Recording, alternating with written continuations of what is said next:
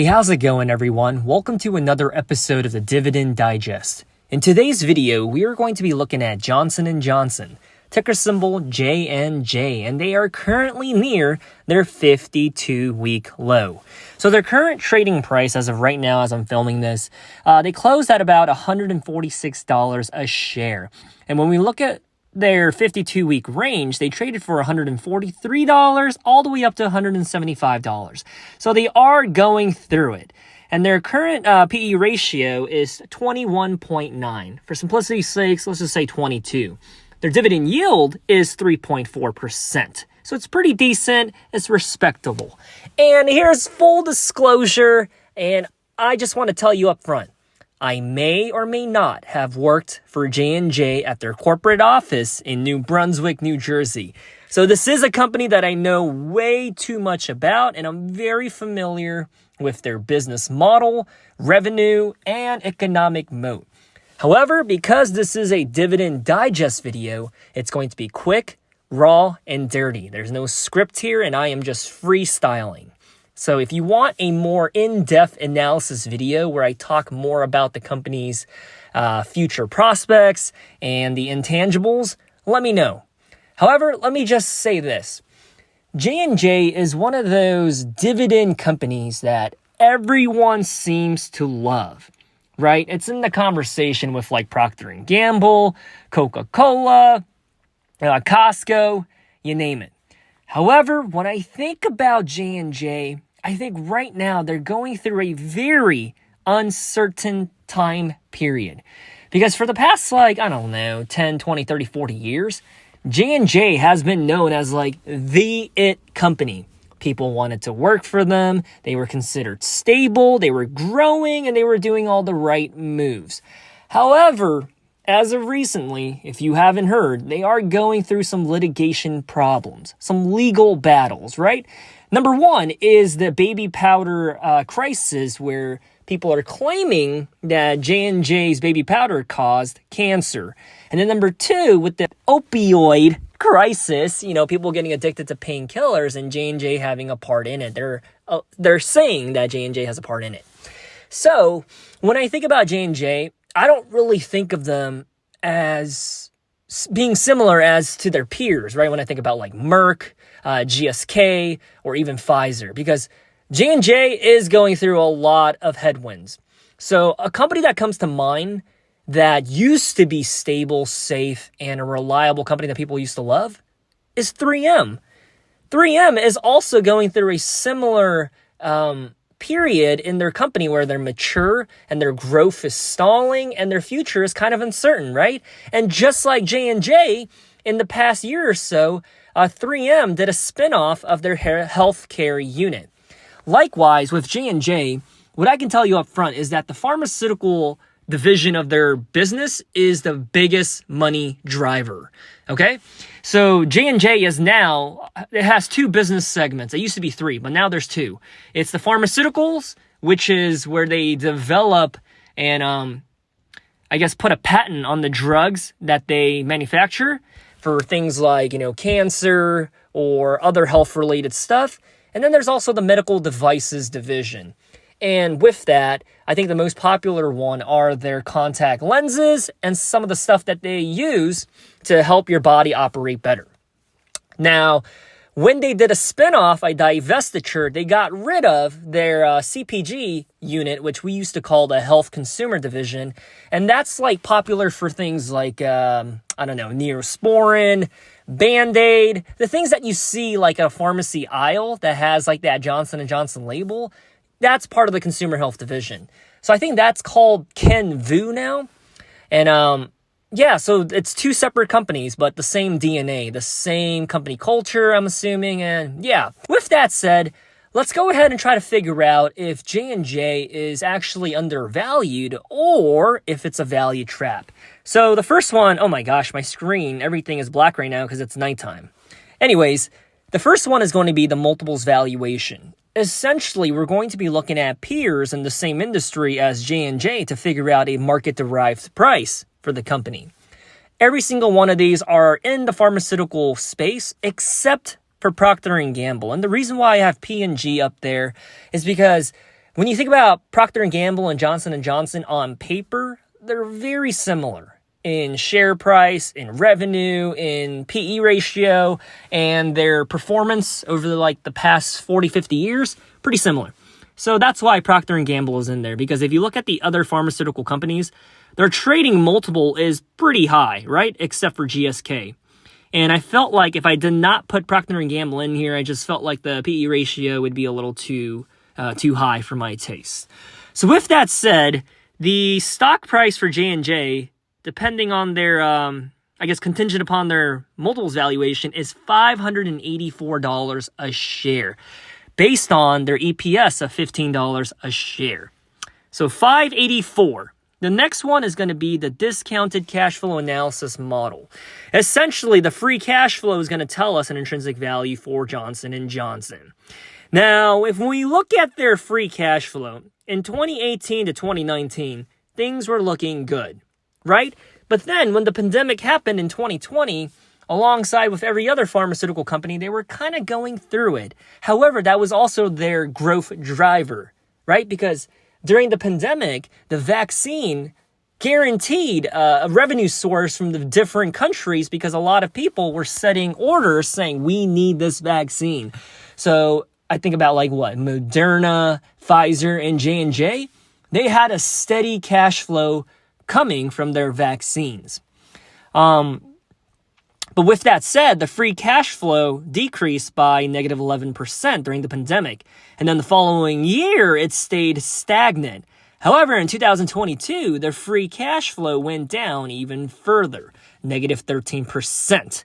However, they were able to rebound just a little bit last year and went up by 5%. And now their free cash flow is sitting at around $18 billion, which is still good, but the trend is not good. Because when you look at the average growth rate for the past trailing handful of years, it's sitting at negative 2.7%. And here's another call out that we should all be aware when it comes to Johnson & Johnson, right? So their economic moat is contingent upon all of the patents that they have on the drugs that they manufacture, right? But patents, when it comes to pharmaceutical drugs, have a timeline and a deadline when they expire. And when they expire, it goes on the free market. And because America is a capitalist society, that allows generic drugs to be made. So that's why when you go to Costco, you can buy Zyrtec, Claritin, or any one of those allergy medicines for like $14 for 300 tablets, instead of you having to pay name brand to get like 30 pills for like $30. Likewise, so when it comes to J&J, that's something that I don't like, right? When I think about pharmaceutical companies, they constantly have to be making new drugs and constantly need people to get sick with new diseases or illnesses for their business to be profitable. And so they're always throwing a ton of money into R&D to produce drugs that may or may not work in clinical trials. So for instance, I don't have the exact number in my head, right?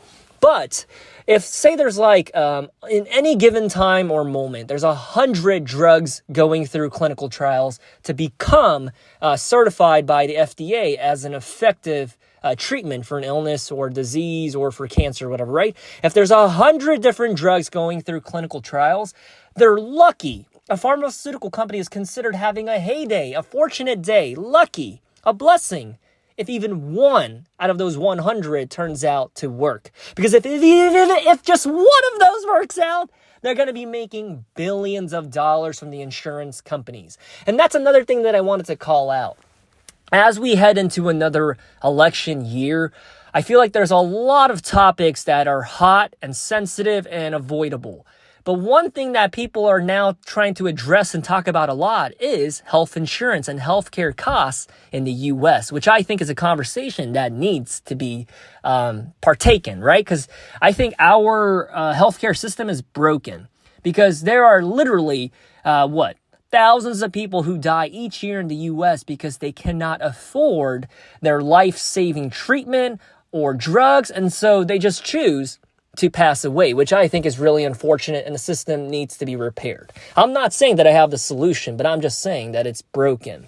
And with that said, when it comes to pharmaceutical companies, so say a drug that they make, it costs them with the R&D baked in, the supply chain costs, and the manufacturing and all the overhead costs. Say it's like $2 to manufacture a serving's worth, right? A 30-day bottle.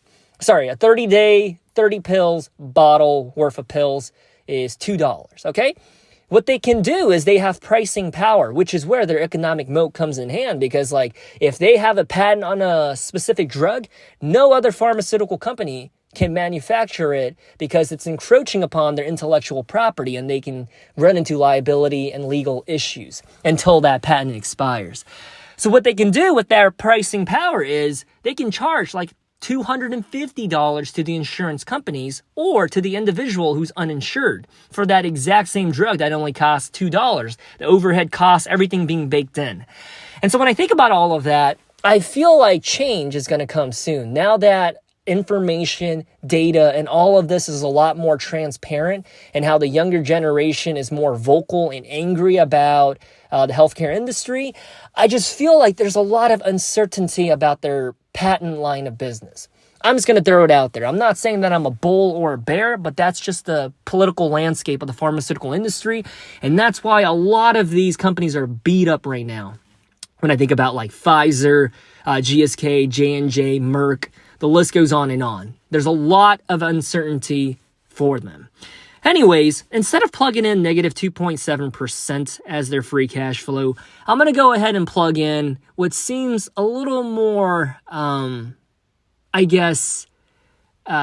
likely outcome, right? A 4.95% growth rate for their free cash flow going forward. Because I think since their downfall from $23 billion in 2019 and now reaching a low of $17.7 billion, and now they're slowly climbing back up, especially after the divestiture of their consumer health CPG line of business. I think J&J is going to be slowly climbing back, but I just went ahead and plugged in the 2023 rate of 4.95%. I feel like that seems like a likely outcome. Anyways, plugging that into the DCF recipe and formula alongside with some balance sheet numbers. By the way, they have over $22.9 billion of cash and cash equivalents on hand in their balance sheet, which is pretty good because when you look at their total debt of $29 billion, it doesn't sound too terrible, right? Because they do have the cash on hand, and if they do need to, they can slash their dividend and pay off their debts if things go south or if the legal battles, don't go their way. And by the way, one thing that you have to realize about companies like 3M and J&J is that they have some of the smartest and most powerful corporate lawyers on their team fighting for them and defending them in the courts. So when I hear like, oh, this company is going to be sued and they're going to lose over $500 million, from my understanding and working alongside with some of these corporate lawyers on projects, I can tell you that they're going to be able to shave that down to practically like $5 million from the initial $500 million. And that's why when you hear about these legal lawsuits against corporate companies, you got to take it with face value and understand that their legal teams are very powerful. But anyways, that's going to spit out a DCF price per share for J&J, $150 a share, which mind you that they're currently trading for about $146 a share. So the DCF price is pretty spot on, I would say. Moving right along is going to be the DDM. Essentially, the dividend is going to tell us a story about how much J&J is worth. Now, when we look at their dividend story, it's a lot better than their free cash flow, because it is consistently going up single digits wise. And when we look at the past few years, the average dividend growth rate, meaning, so say like right now, the pandemic, right? Each share of J&J that you had paid out $3.80 a share in dividends, right? The following year, they paid out $4.04 in dividends a year, which was an increase of 6.3%. Because you understand that, what I mean by the dividend growth rate is that this payout of $4.04 should, in theory, go up by 6.9% the following year. However, it only went up by 4.95%. just like their free cash flow. However, when you look at 2023 to this current year, the dividend did go up by 9.7%. So we are going to plug in 5.2% into the equation instead of what the facts say, which is 6.9%. Because we want to be a little conservative, play it safe, because in 2022, the dividend only went up by 5%. So I want to err on the side of safety. So based on the assumption that the dividend is only going to go up by 5% year over year, well, then the DDM price for J&J is going to be $186 a share, which is a hair above their 52-week high. All right, so the last one, let's see. The last one is going to be the Graham's valuation.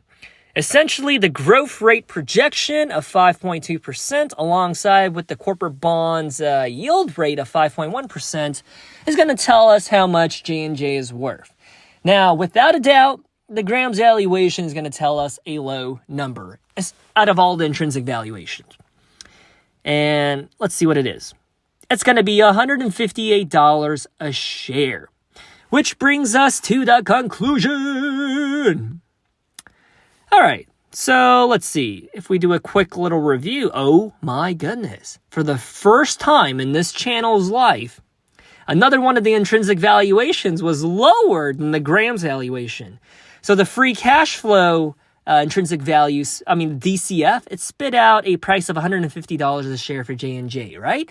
The Graham's valuation was $158. I'm shocked right now.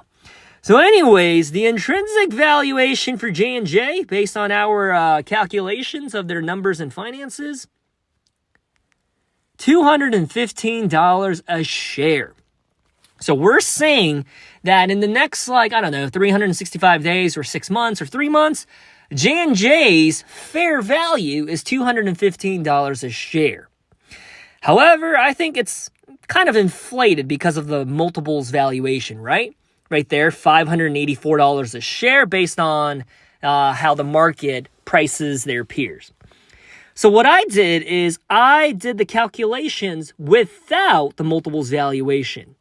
And when we did that, then the intrinsic valuation for Johnson&Johnson is $164 a share. Let's just say $165. And I want to compare that to what the Wall Street analysts say J&J is worth. Wall Street says J&J is worth $166. We said $165. Wall Street says $166. That's pretty close. Now I'm going to try to figure out an acceptable buy price. So the current trading stock price for J&J is $146 a share, right? With a 10% margin of safety baked into this inflated price of $215, well, then the acceptable buy price is $194. However, I think Wall Street and I are seeing eye to eye, and I just don't feel comfortable saying that J&J is $215. So instead, I'm going to plug in, let's just go ahead and manually write that it's going to be worth $165. Hopefully you can agree with me.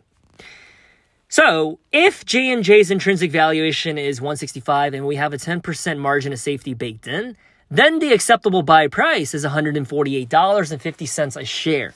Right now, they're trading for $146. So even though there's a lot of uncertainty and their future kind of looks like 3M right now, because 3M is also going through some litigation and legal battles, it is undervalued. So this brings us to the conclusion of the conclusion of the conclusion. What are my final thoughts? Well, after having or not having worked in the pharmaceutical industry, I'm not going to invest in any of those companies. Pfizer, Merck, GSK, I'm just not going to do it.